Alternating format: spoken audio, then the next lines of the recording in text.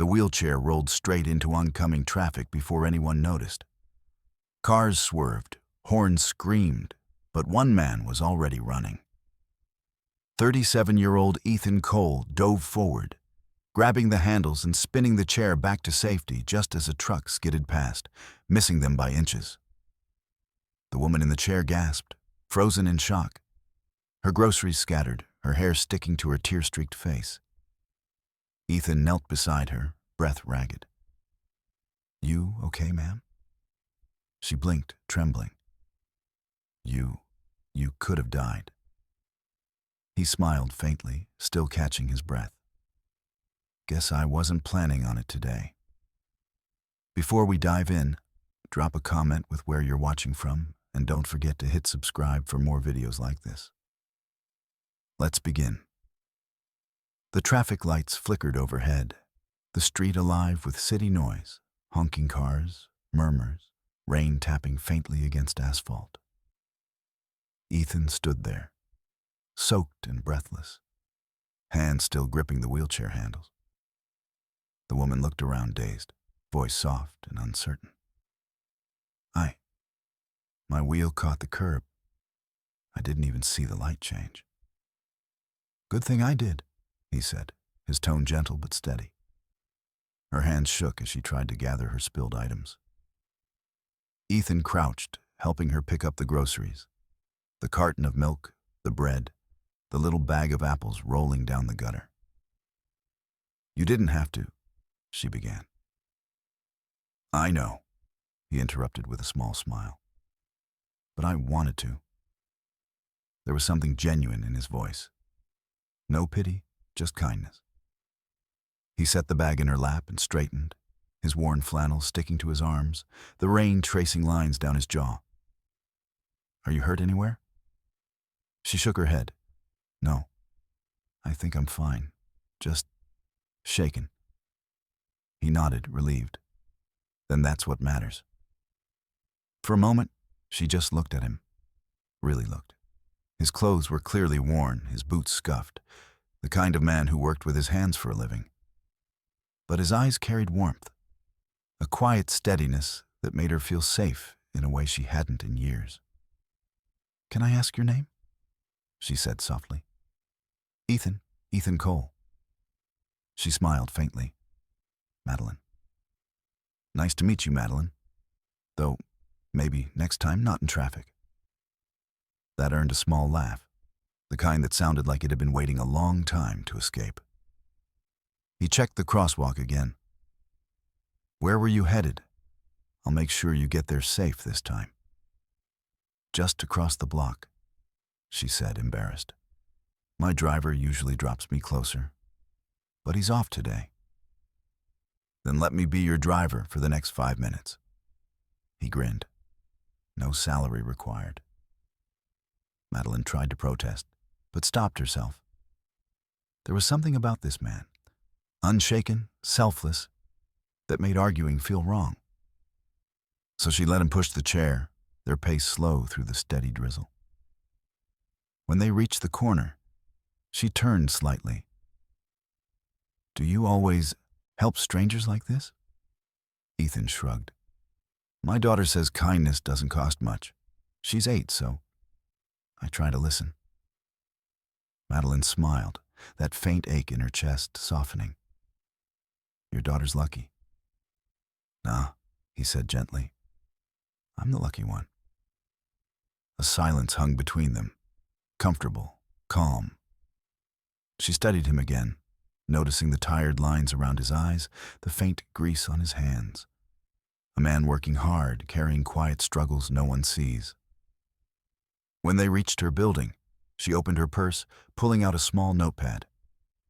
"Please, let me thank you somehow." "There's no need," he said. "Then let me have peace of mind." She tore a slip, scribbling something. "Come by tomorrow, 10 a.m. He glanced down at the paper, an address, downtown. "Miss Pierce, I really don't—" "Madeline," she corrected softly. "And it's not charity, Ethan. It's gratitude." He pocketed the note reluctantly, nodding. "All right, just for your peace of mind." As he turned to leave, she called out, her voice warm and certain. "You said kindness always circles back. Maybe this time it's circling to you." Ethan smiled faintly, stepping into the rain. He had no idea how right she was. The next morning, Ethan stood frozen before a towering black gate that looked like it belonged to another world. The address on the note matched perfectly. 47 Bellevue Drive. The kind of place people only saw in magazines. Beyond the gate sprawled an estate with sculpted hedges, marble fountains, and white stone pillars that glimmered under the morning sun. He wiped his palms on his jeans, feeling out of place already. His pickup truck coughed once before dying completely, a final insult from life's constant reminders that he didn't belong here. A man in a gray suit approached. "Mr. Ethan Cole?" Ethan blinked. Yeah, that's me." "Ms. Pierce is expecting you," the man said, tapping a small device. The iron gate slid open without a sound.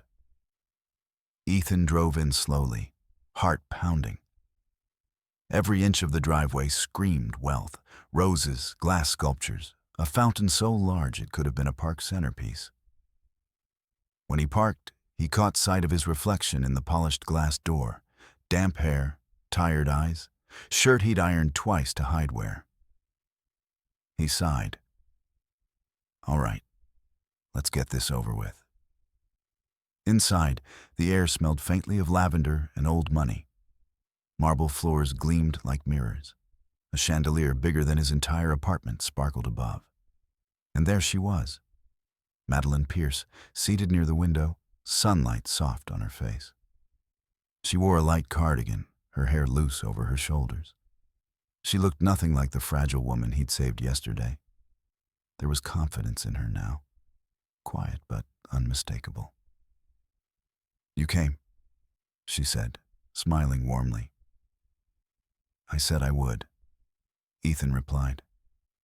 "But I still don't understand why." "Sit," she said softly. "You'll see." He hesitated, then sat across from her. "You remember what I said yesterday?" she began. "About how people don't usually stop?" "Yeah, I meant it. You didn't know who I was, but you ran into traffic anyway. People like that are rare, Ethan. Most see the chair before they see the person." He looked down, embarrassed. "I didn't do it for credit, I know," she interrupted gently. "That's why I wanted to see you again." From the side table, she lifted a small wooden box and set it before him. "Please, open it." Ethan frowned.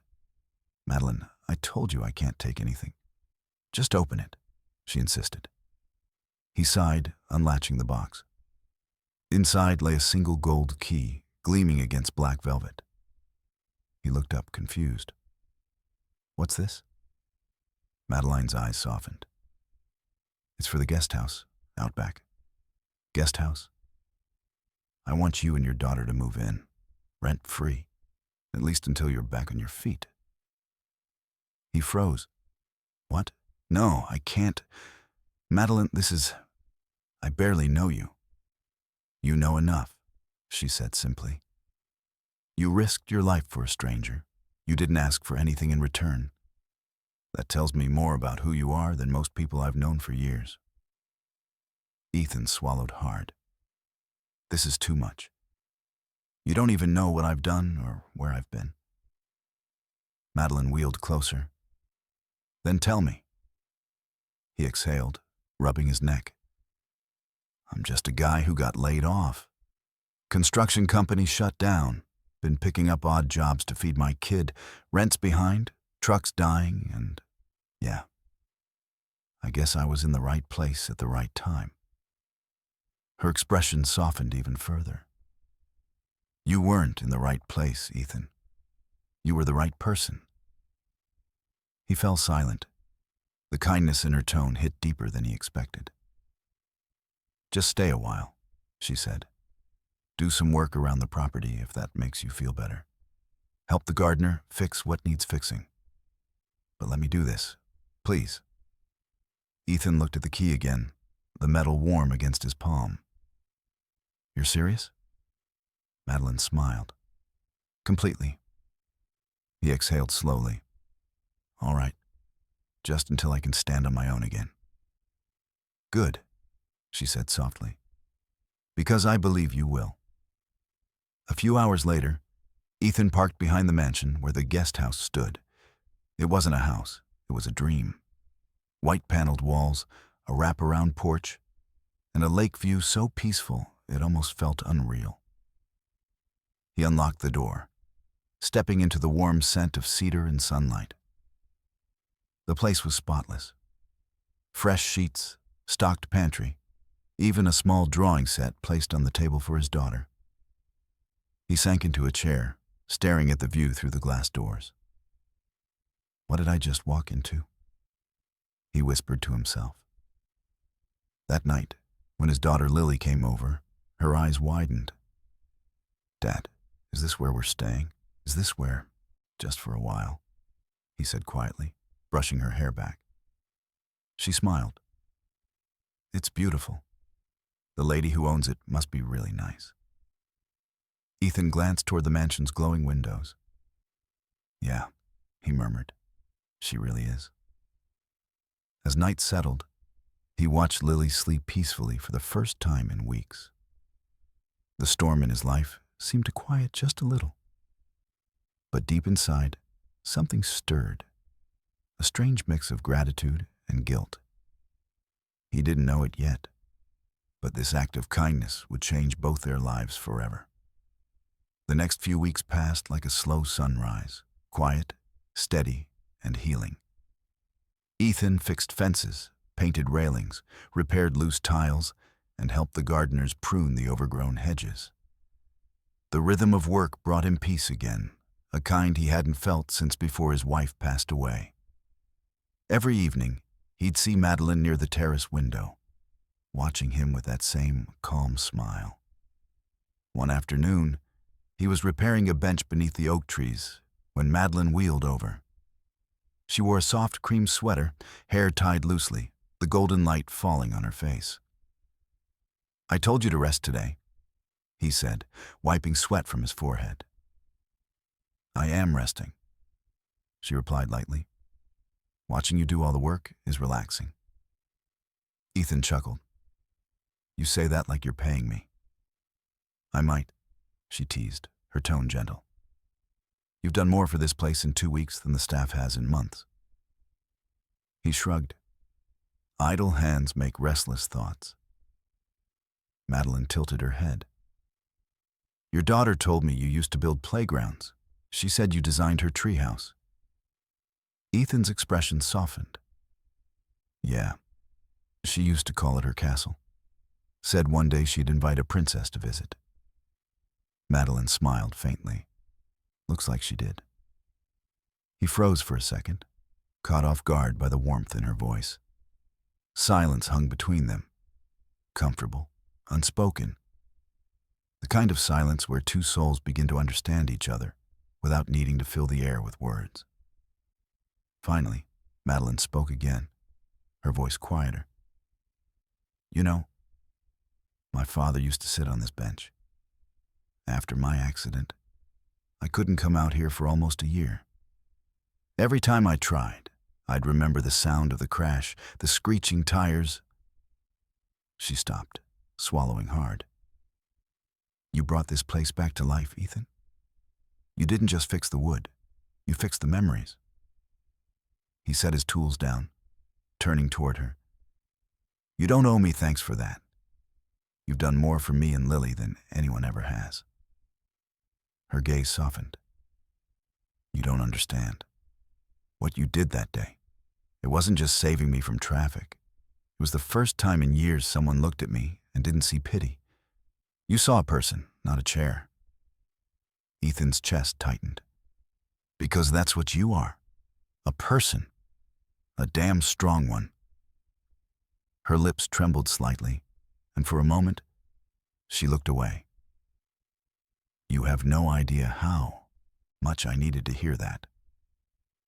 He hesitated before saying quietly, "Maybe we both needed saving that day."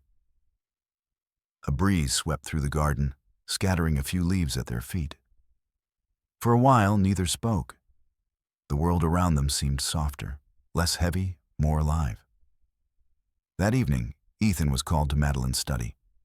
She was sitting at her desk with 2 envelopes in front of her, one thick, one thin. "Ethan," she said gently, "I have something for you." He frowned. "Madeline, if this is money, I can't take."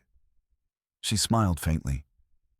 "Would you stop assuming everything I give you has a price tag? Just listen." She handed him the thicker envelope. "Open it."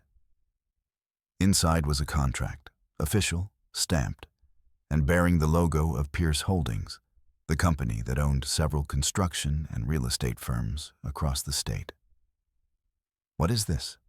he asked, confused. "It's a management position," she said. "My father's company. We're rebuilding a community center on the north side, the same one where you used to work. I need someone trustworthy to oversee it." Ethan blinked. "You're offering me a job? A manager position?" Madeline smiled. "You've got leadership, experience, and heart. You think I didn't notice the way your daughter runs out every morning to help you build things? That's not something you teach. It's something she learned by watching her father." He stared at her, disbelief flooding his voice. "Madeline, this is too much. I don't deserve this." Her tone softened, steady as truth. "Ethan, you deserve so much more than what life gave you.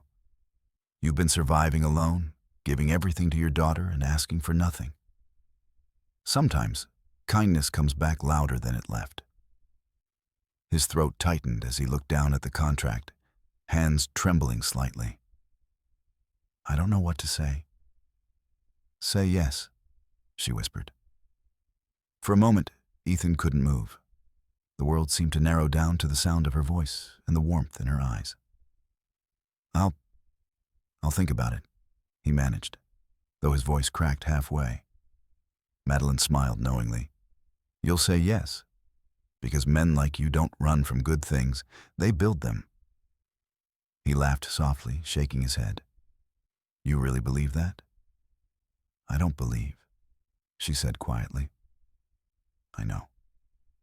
Later that night, Ethan stood on the porch of the guest house, staring out over the lake. Lily was asleep inside, her favorite stuffed bear tucked beneath her chin. The mansion lights glowed across the water, their reflection shimmering like gold. He thought about that first moment at the crosswalk, the screeching tires, the trembling hands, the way he hadn't thought twice. He'd lost everything once, his wife, his job, his purpose. But somehow, in saving one life, he'd been given another chance at his own. Behind him, a faint voice spoke. "You okay?" He turned. Madeline sat near the doorway, blanket around her shoulders, eyes gentle. "Yeah," he said softly. "For the first time in a long while, I think I am." She smiled, looking up at the stars. "You know, Ethan, my father used to say something. Life doesn't reward wealth or fame. It rewards kindness. But you only see it when you stop expecting it." Ethan looked back at her, heart full. "Guess I finally see it." Madeline's eyes glistened under the starlight. "Then keep it, Ethan. Don't ever lose it." And as he stood there under the quiet night, the sound of the lake whispering beneath the moonlight, he realized that maybe, just maybe, kindness had come full circle.